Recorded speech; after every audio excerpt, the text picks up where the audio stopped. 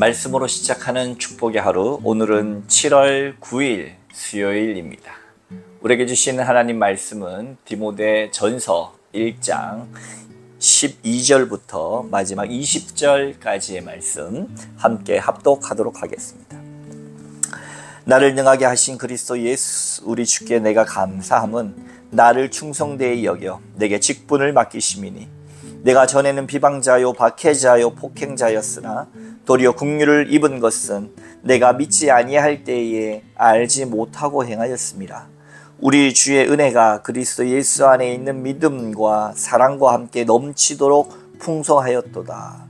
미쁘다 모든 사람이 받을 만한 이 말이여 그리스도 예수께서 죄인을 구원하시려고 세상에 임하셨다 하였도다. 죄인 중에 내가 괴순이라. 그러나 내가 긍휼을 입은 까닭은 예수 그리스도께서 내게 먼저 일체 오래 참으심을 보이사 후에 주를 믿어 영생 얻는 자들에게 본이 되게 하려 하심이라. 영원하신 왕 곧 썩지 아니하고 보이지 아니하고 홀로 하나이신 하나님께 존귀와 영광이 영원 무궁하도록 있을지어다. 아멘. 아들 디모데야, 내가 내게 이 교훈으로서 명하노니 전에 너를 지도한 예언을 따라 그것으로 선한 싸움을 싸우며 믿음과 착한 양심을 가지라. 어떤 이들은 이 양심을 버렸고 그 믿음에 관하여는 파선하였느니라. 그 가운데 후메네오와 알렉산더가 있으니 내가 사단에게 내준 것은 그들로 훈계를 받아 신성을 모독하지 못하게 하려 함이라. 아멘. 오늘도 주님의 귀하신 말씀 앞에 서신 저와 여러분 가운데 좋으신 우리 하나님의 뜻과 의지, 평화가 날마다 가득하시기를 주의 이름으로 축복합니다. 오늘 디모데전서 1장 12절 이하의 말씀, 그 전 말씀을 통하여서 사도 바울은 영적 아들 된 디모데에게 마게도니아로 떠나면서 이 에베소 교회를 맡기고 에베소의 목회를 잘 이어갈 수 있도록 거짓 교훈, 잘못된 가르침을 경계하고 복음의 본질을 잘 지켜 행해라고 이야기하면서 오늘 12절 이하의 말씀 가운데 그는 그의 삶의 짧은 간증을 이미 어떻게 보면 디모데가 잘 알고 있을 그의 삶의 짧은 여정을 들려주고 있습니다. 짧게 말해주고 있죠. 뭡니까? 나를 능하게 하신 그리스도 예수 우리 주께 내가 감사함은 나를 충성되이 여겨 내게 직분을 맡기셨다. 예수 그리스도 그분께서 나로 하여금 사도 되게 하셨다라는 거예요. 복음의 전도자 되게 하셨다라는 겁니다. 근데 원래 바울은 어떤 사람입니까? 13절 내가 전에는 비방자요 박해자요 폭행자였으나 도리어 긍휼을 입은 것은 내가 믿지 아니할 때에 알지 못하고 행하였습니다. 내가 불쌍히 받았다.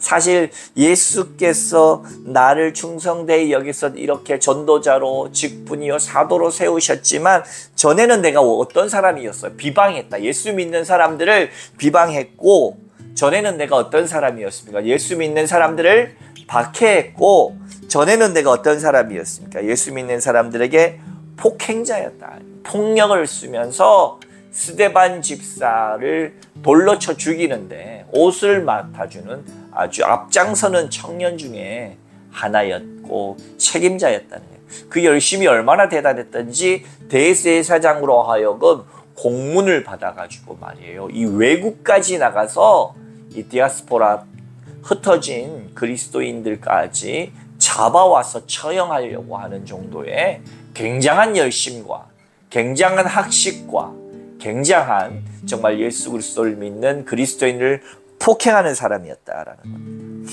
그 친구가 그 바울이 어떻게 됐어요? 긍휼을 얻었다는 거예요.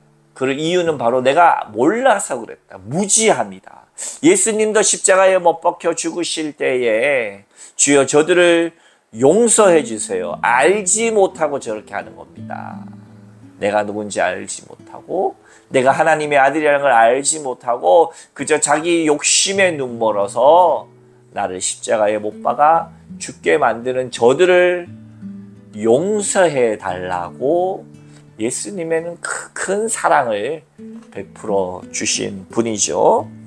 그러면서도 우리 주의 은혜가 그리스도 예수 안에 있는 믿음과 사랑과 함께 넘치도록 풍성했다. 내가 긍휼하심을 받았고 은혜의 풍성함을 누렸다. 너무나 미쁘다. 모든 사람이 받을 만한 이 말이여. 그리스도 예수께서 죄인을 구원하시려고 세상에 임하셨다. 복음의 아주 핵심, 본질은 뭡니까? 하나님이 세상을 이처럼 사랑하사 독생자 예수를 우리에게 보내셨으니 누구든지 그를 믿는 자마다 멸망하지 않고 영생을 얻는다 라고 하는 이 요한복음 3장 16절의 복음의 핵심을 그 사도 바울은 경험했다는 것을 디모데에게 말해주면서 사실은 내가 죄수 중에 으뜸이다. 죄수 중에 괴수다 라고 고백합니다. 그만큼 이 우리가 믿고 있는 복음이라고 하는 것이 얼마나 소중한가. 그런데 이 복음을 오염되게 하는 자들에 대해서 우리가 가만히 있을 수 있겠는가 라고 사도 바울은 자신의 삶의 간증을 통해서 나타내는 겁니다. 사도 바울이 괜히 그냥 커피 한잔 하면서 내가 왕년에 하고 떠드는 것이 아니라 그가 그 스스로의 삶을 간증하고 이야기하는 이유는 이토록 복음이 중요하단 말이에요. 나라고 하는 이 죄인 중에 괴수, 구원받을 수 없는 자를 하나님께서 네가 몰라서 그랬다고 긍휼을 베풀어 주시고 예수 믿어서 구원해 주신 이 복음의 놀라운 이 모든 능력을 더럽히는 자들에게 있어서 어떻게 해야 된다고 18절 이하 이 목회를 어떻게 해야 되는가? 목회 서신으로서 디모데에게 교훈하기 시작하죠. 자신의 삶을 간증하면서 아들 디모데야 내가 내게 이 교훈으로서 명하노니 전에 너를 지도한 예언을 따라 하나님의 말씀을 나누었던 거예요. 디모데를 양육하고 디모데를 정말로 말씀으로 아주 잘 길러내는 겁니다. 그러면서 그때 내가 이렇게 얘기했던 것처럼 그것으로 어떻게 해요? 선한 싸움을 싸우며 그 싸움도 악한 싸움이 있고 선한 싸움이 있는 겁니다. 악한 방식으로 악하게 무조건 되게 하는 것이 아니라 선한 양심으로 믿음으로 싸운다는 거. 믿음으로 싸운다. 예수 믿는 사람들이 이 세상 가운데 싸우는 방식도 달라야 한다라는 것입니다. 예수 믿는 사람들은 첫째, 소망을 가지고 싸워야 되고 둘째, 믿음을 가지고 싸워야 되고 셋째, 사랑을 가지고 싸워야 된다. 선하게 싸워야지 어떻게든 간에 그냥 어떻게든 해버리려고 싸우게 되면 결국은 사람들이 그것을 보고 저 가짜다라고 판별한다는 것. 우리에는 믿음과 소망과 사랑으로 싸워야 된다. 선한 싸움을 해야 된다라는 것입니다. 왜 그렇습니까?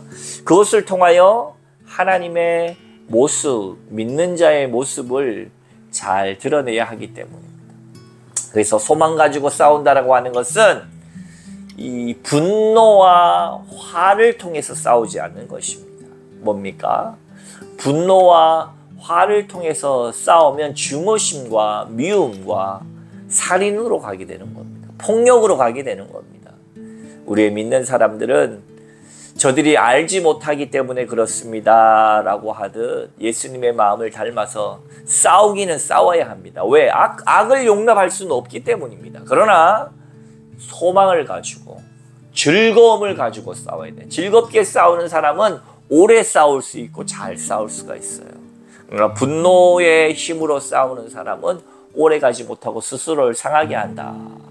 우리의 싸움은 잠시 잠깐 싸움인 것이 아니고 혈과 육의 싸움이 아니고 믿음으로 소망으로 싸우는 것이다. 그리고 사랑으로 싸우는 것이다. 하나님께서 이끄신다는 믿음과 소망과 사랑으로 선한 싸움을 싸워야 됩니다. 그래서 믿음과 착함의 양심을 가지라. 어떤 이들은 어떻게 했다고? 이 양심을 버렸다는, 믿음으로 소망으로 사랑으로 싸우지 않았고 이 믿음에 관하여 파선했다. 하나님의 말씀 가운데 온전한 복음으로 서지 못하고 다른 복음을 전하고 뭔가 좀 삐딱해졌다는 거예요. 그 가운데 누가 있어요? 20절 그 가운데 후메네오와 알렉산더가 있으니 내가 사단에게 내어준 것을 출교시켜버렸다. 믿음의 이 질서, 공동체의 질서, 이 믿음의 공동체가 하나님 안에서 잘 정말로 굴러갈 수 있도록 하는 질서를 잡아주는 역할이 목회자, 목양자, 디모데, 바울에게 필요했다는 거예요. 필요 있었다는 거예요. 권면하고 그리고 고치려고 애쓰고 해도 전혀 자신의 모습을 변화하지 않는 사람들을 출교시켰다. 그러면 훈계를 받아 신성을 모독하지 못하게 했다. 뭡니까? 그렇게 함으로 인해서 더 하나님을 욕되지 않게 하고 또 그것을 통해서 회개하고 반성하고 돌아오게끔 하기 위해서 출교시켜버렸다라고 하는 사실입니다. 사랑하는 성도 여러분, 우리의 믿음도 마찬가지입니다. 우리의 삶 가운데 복음의 본질을 잊어버리지 말아야겠습니다.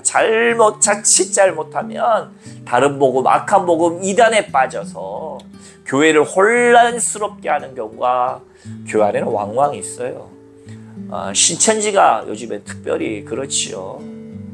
정말로 이단 신천지를 통하여서 잘못된 복음들, 이단 끝이 살짝 비꼬아서 하나님의 말씀을 능력을 나타내는 것처럼 하면서 결국은 그들의 교주를 따르게 하고 그들의 재산을 노리게 하고 그렇게 함을 통하여서 우리만 구원받는다.